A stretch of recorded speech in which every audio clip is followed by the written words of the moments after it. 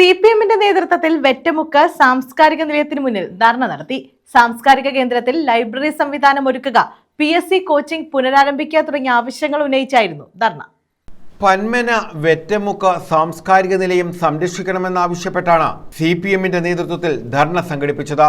സാംസ്കാരിക കേന്ദ്രത്തിൽ ലൈബ്രറി സംവിധാനം ഏർപ്പെടുത്തുക, PSC കോച്ചിംഗ് പുനരാരംഭിക്കുക തുടങ്ങിയ ആവശ്യങ്ങളും സിപിഎം ഉന്നയിച്ചു.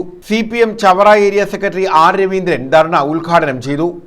ആരും നോക്കാനും കാണാനുമില്ലാത്ത വീട്ടിലേക്ക് ഇങ്ങനെ നശിപ്പിച്ചുകൊണ്ടിരിക്കുന്ന ജീർണതയ്ക്ക് എതിരായിട്ടാണ് ഇവിടുത്തെ സമൂഹം പ്രതികരിക്കുന്നുണ്ട്, പ്രതിഷേധിക്കുന്നുണ്ട്.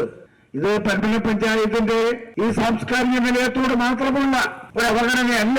പന്മന പഞ്ചായത്തിലെ എല്ലാ വാർഡുകളിലും വികസന പ്രവർത്തനങ്ങളിൽ അവർ മൗനം നടിക്കുകയാണ്. സഞ്ചാരയോഗ്യമായിട്ടുള്ള റോഡുകളില്ല. ജലവിഹൻ പദ്ധതിയിലൂടെ 5 കുഴൽക്കിണർ നിർമ്മിച്ചു. ഒരു കുഴൽക്കിണറിലും വെള്ളമില്ല. ഇതൊക്കെ എന്തൊരു തൂത്താണ്, എന്തൊരു അന്യായമാണ്. ജനങ്ങളോടും ജനങ്ങളോടും ചെയ്യുന്ന ക്രൂരതയും ദ്രോഹവുമായിട്ട് ഇത്തരം കാര്യങ്ങളെ നമുക്ക് വിലയിരുത്താൻ പറ്റൂ. അതുകൊണ്ട് പന്മന പഞ്ചായത്തിലെ ഭരണസമിതി കാണിക്കുന്ന ഇത്തരത്തിലുള്ള നെറികെട്ട കഴിവുകെട്ട കെടുകാര്യസ്ഥതയ്ക്ക് പരിഹാരമുണ്ടാക്കുന്നവരെ ജനങ്ങൾ മുമ്പോട്ട് വരേണ്ടതായിട്ടുണ്ട്. രാധാകൃഷ്ണപിള്ള അധ്യക്ഷത വഹിച്ചു. J. അനിൽ, വിജയൻ നായർ, അഹമ്മദ് മൻസൂർ, അനീഷ് തുടങ്ങിയവർ പങ്കെടുത്തു.